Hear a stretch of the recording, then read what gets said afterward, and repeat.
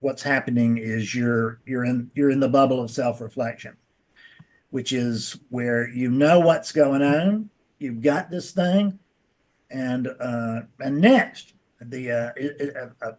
everybody goes through this, just about everybody. The mind takes hold of this and says, I really get it. I understand this. This is what they tell me. I really do understand this. It's just not my experience. Correct? Yeah. So that's Praveen talking. And the reason it's not your experience is that you're still believing you're a Praveen. Awakeness doesn't get jaded. Awakeness doesn't get tired of being itself. It's but the unit can think it got it. I don't know what your case is, but the unit can think it got the message, and I've graduated and now time to go on, and or whatever. And that's always the ego. I mean, it's just ego, pure ego. And it's not, again, this goes through, everybody goes through this, or most people will go through some part of this. The one who knows that there's no Praveen, because you know there's no Praveen, right? But the one who knows there's no Praveen is Praveen. It's only when awakeness knows that there's no Praveen that anything actually happens, because we're not here trying to wake up Praveen. We're not even here to try and clear up Praveen. What we're here to try to clear out Praveenness. In other words, the patterns that are keeping you more or less confused as to who you really are.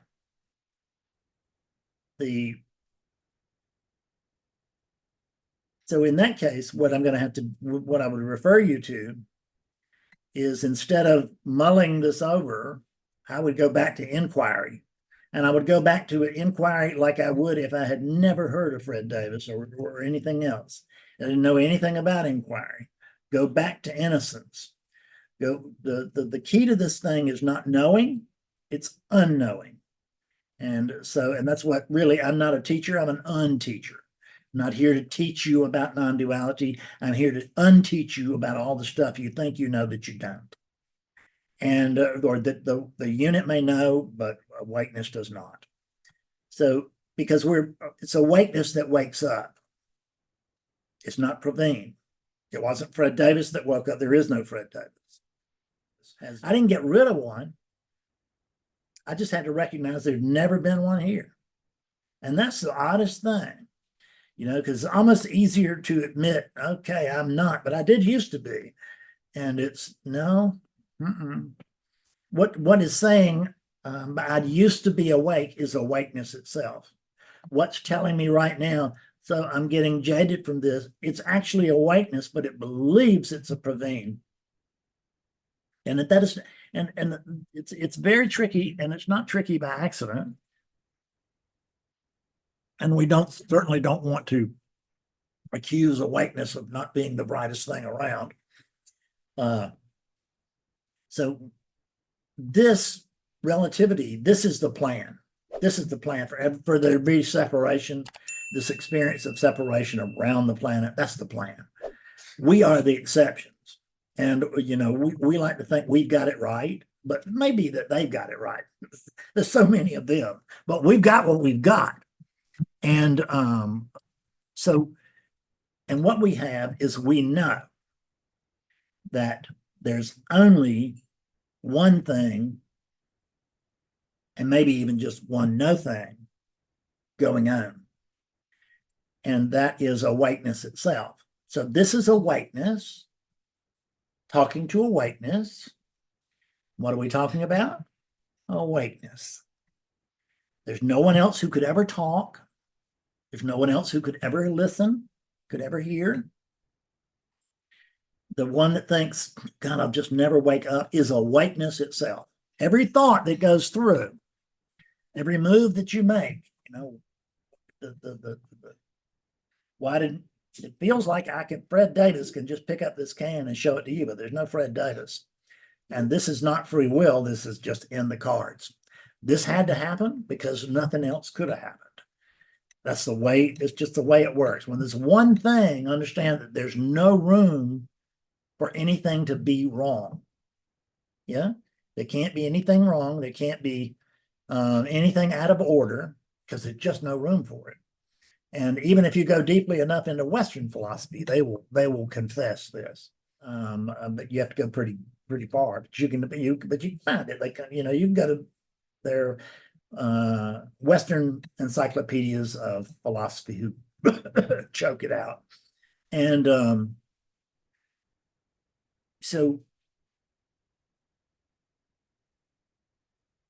the one who gets tired of any of this will always be the ego, and it's tired because it's just being worn down. There's less proveenness here now than there was. In other words, there are fewer patterns. You may be stuck right now, but you're not always this stuck. And that's because there's less proveenness here. There's less belief that you, awakeness, are a Praveen and a Fred, and that we're having a conversation in a room full of others. There are no others. There's just you, and that includes this thing. This thing is you. You're talking through this body and that body and all the other bodies. You're talking, you're listening simultaneously to everything that's going on. And it is everywhere. And it makes no sense to the mind. I read Betsy, here, I'll read it to you guys. Okay, so Jan, who was with us today, told me about this when we were having our awakening session, and then she sent me this. This is what Roger Ebert, the critic, this is what he told his wife just before he died. He was an atheist, but as he was dying from cancer, he put a final letter into her, and it said, "This is from the atheist. It's all an elaborate hoax. It's all an elaborate hoax. There is a vastness that can't be contained." And listen to this especially, because it's perfect. "Or described as a thought in the flesh of our brain." That's what you're trying to do. "Or described as a thought through the flesh of our brain. It's everything, everywhere, future and past, dissolving to get forever in an eternal flash. It's all an elaborate hoax. It's all an elaborate hoax." That could be from Ramana. And this is a guy that didn't give 2 cents for spirituality his whole life. But he woke up as he was dying anyway. And he could see extraordinarily clearly, because there wasn't a lot here to grasp onto anymore. There wasn't a lot here to hold him. He was dying anyway. So what did he care about holding on to the false notion of being Roger and the important critic and this and that and the other? He just was able to, and he didn't have to let go. But ego would relax to some degree. It'll panic or it'll relax. It'll do one of the two when it's faced with death. Which means, and what does death mean? It means that when it's faced with the absence of the sense of being, because that's what happens. When death comes, the animating presence here is withdrawn, so to speak, from these units. And then what you're left with is this fine body that does not have the capacity to wake up, doesn't have the capacity to be a student of anything, doesn't have the capacity to shave itself or eat an apple. It's just a hulking. It's a walking corpse. The body is. In the absence of the sense of being, what do bodies do? They flop on the floor, don't they? And we say they have died. And why? Because their sense of being has vanished. And so the animating presence has vacated that body. When they do, it's just a matter of time. We want to bury them, This is the very thing that we're most dear to. We want to bury them, we want to burn them, or we got to do something with them because get them out of here. They're going to smell, they're going to get us sick. And this is the way of bodies. But it's not our way. You were never born. You were never born. Since you were never born, you cannot die. It's impossible. If you think you are that body, you will believe in death, and you'll be correct in the sense of if you believe you're the body will die. But you're not that body. And when I say the animating presence, it's true, but the animating presence is everywhere. It's not just in these bodies. It's just that when it inhabits these bodies, then these bodies become very capable beings. But it's not like it's isolated to anything. And you are that body in a way. You just have to be everything else as well, right? So you're not the body, and what we mean is you're not the body exclusively, because you're everything else. That make any sense? Listen to this. So notice that Praveen is still got some. There's still some fire in there. Explain this to me, Mr. Guru. Right? You're right. There's no question to ask like that, because what you're trying to do is you're trying to make sense of the universe, the whole universe. What did it say? What did Roger Ebert just say that I've said twice so that you would get it, which is it cannot be held by the flesh of the brain. And that's what you're trying to do, is you're trying to get to know more about this. No, it's not what it's about. Knowing more about this is just fluffing up the Praveen ego. That's not what we're trying to do here at all. What we're trying to do is to help awakeness see that there is no Praveen, that there's never been a Praveen, and that it is not exclusively a Praveen or a Fred or a Glenda or anybody else. It is the whole one thing. There's just one thing. So when you ask me a question, you think I'm something else, and that you're asking the question that I can satisfy you with over there. It's impossible.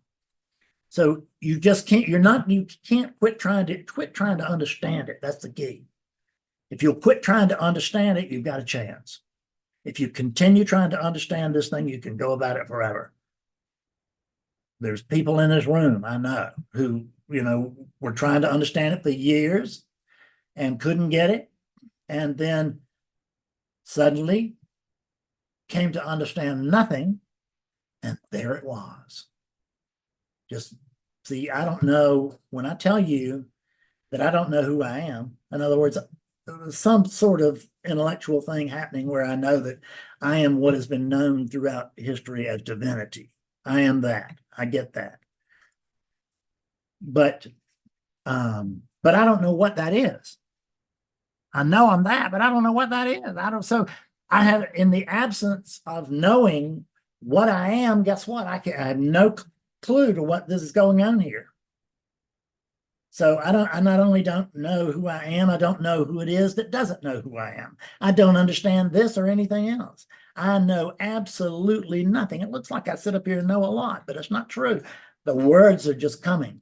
There's no thought here. I hear it the same time you do. Whatever comes out is whatever comes out, good or bad. And most of the time, fortunately, it's clear. But there's no coming to understand this. There's something that we call the understanding, but we use a capital U when we say that, because the understanding is simply this, that you can't understand this. If you can grasp that you can't understand this, that's the understanding. Because what can't understand this is awakeness itself. Units can think they know this, or that they will never get this, or anything else. And the one who will never get it is someone who is so enraptured by their own ego and this doesn't mean that they're doing something wrong or whatever. They can't help it. We do what we do, which is we remain in denial of our own true nature. What does that really tell me? It tells me that person's not ready yet. right? But if they're sitting in front of me, I got to think they're pretty damn close. And because just not a lot of people come here who don't get it, even if they fight, if they are dogged, they get it anyway, with very rare exception. I'm not saying there's no exception. But that's it, Keith. That's right. And Keith is correct. He's saying he's trying to understand it himself, and that's the truth. Keith's been trying to understand it for a good while, and it's not understandable. The things that really keyed me, that were big keys for me, was understanding that this can't, and it just came to me like a flash. One day I was sitting there and I was thinking about all this stuff that we talk about. And it dawned on me, you're a smart guy and you've been looking at this for over 20 years. At that point, I'd been thinking about it for 23 or 24. I woke up with 20 at 20 after 24 years of seeking. And I was close at this time. But the recognition that I couldn't understand this, it was such a relief. Because if I couldn't understand this anyway, if it was, and I couldn't understand this because it's not understandable, not because I'm stupid or somebody else is stupider than I'm smart or vice versa. It's nothing to do with that. It's, what does he say? It's not capable of being captured by the brain. That's what we're trying to do. We're trying to capture it so that I know it and I can share it and I can tell you about it. And most importantly, I can, raise my enlightenment flag, as Aja says, right? And say, look, everybody, I got it.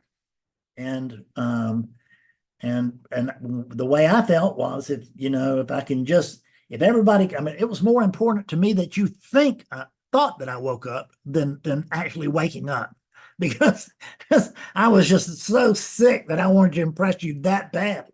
And particularly, I was hoping to impress the girls. I mean, I was a younger man then. It would take more than that to impress them now. But that was the way of it. So what you have to do is, when I talk about when Nisargadatta talks about conviction, it means staying on the path. There's no real path here, but it means it's staying in the rooms. It means staying and is putting yourself in front of so-called awakened people. That means putting yourself in front of sometimes awakened literature that doesn't make any sense to you, but you have a pull toward it anyway. Well, probably a good idea to go ahead and digest that, because you don't know what's going to flash, because it's not going to flash for Praveen. It's going to be like when awakening occurs through that body, probably the first thing you will say is, well, how could I miss this? How stupid can it be? I mean, and I will never unsee this again. That will come out. I've had so many people tell me, no, Fred, I don't need to come back. I've got it, and I've got it, and I could never unsee it. And they'll unsee it by Tuesday. They will, and they'll write me an email and they'll declare, I never woke up. What happened? And in fact, this is something I want to talk about with Realization Day, is that please understand that awakening or realization, that I'm going to start calling it realization, I think, because awakening makes it sound like you're done with something. Realization means you can realize, like the first page of a book, you can realize everything that's there really well. And that's what we do when we come to see the truth. Awakeness gets to see the truth of itself, but it doesn't, there will not be much in the way of clarity there. Clarity usually takes time, at least, within relativity, it takes time. And takes patience with yourself, and patience with the stupid guys who don't know what's really going on in your head. Because we might. Okay?